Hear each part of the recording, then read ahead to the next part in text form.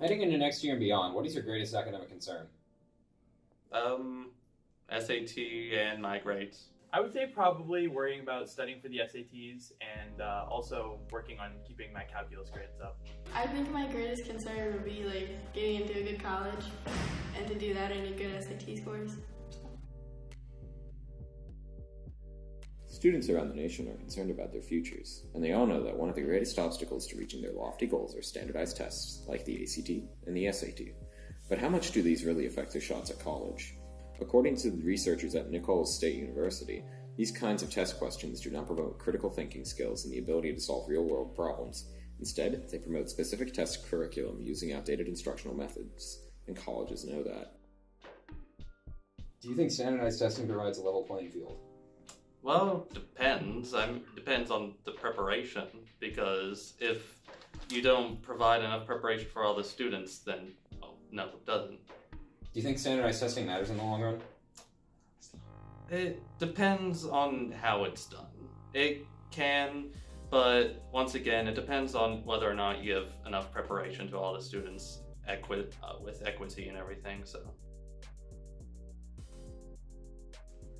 How important are the SATs and ACTs in regards to college admissions? So college admissions and studies that have been done over the last decade have been pretty consistent in saying that there are three most important factors in college admissions: your grades, the classes that you're earning those grades in, and number three is definitely standardized tests. And the reason that is because our grading system in Montgomery County is different from Fairfax County, which is just 20 miles away. So a lot of colleges need a standard measure to compare a kid from Bethesda to Fairfax to Iowa.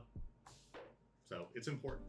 Do you think that some of the students that you work with are unfairly affected by the results of the tests? Well, I think there's always been bias inherent in standardized tests. I think if you look at studies that have been done over many years, they have found inherent bias based on income level, based on cultural background. So yeah, I still firmly believe that there are students that are at an unfair disadvantage on standardized tests just by the way that they're put together.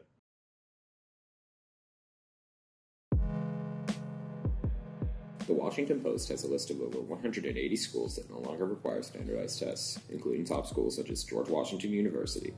In addition to that, more than 125 schools in the U.S. News & World Report rankings have test-optional admissions policies, allowing many more people to attend college.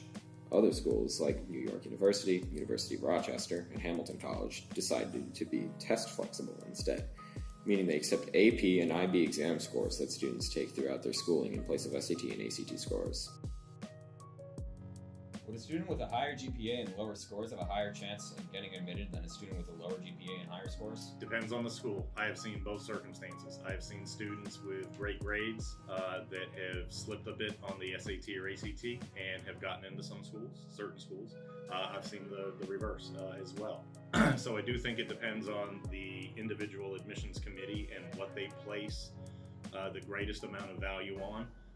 Going back to the first question that we talked about with the order, you know, the number one reason or the number one thing that colleges are looking at is your grades, okay? And that's because grades are a 4-year snapshot of how a student has done in high school, whereas a test score really is a Saturday morning snapshot in a high pressure situation. So I think depending on the school, they will look at those very differently. And both cases that you highlighted, high GPA, low test score, low GPA, high test score, I've seen kids with each of those get admitted. At the very core of our national values is the idea that anybody who works hard enough can reach the loftiest heights. Yet we see today that you can work harder than anyone else and yet have your future dictated by 1 or 2 bubble sheets with dots all over them. What else could possibly be more anathema to our values than the idea that one test dictates our futures? Clearly, the winds of change are beginning to shift, and these tests and what they represent should be blown away with the dancing gales.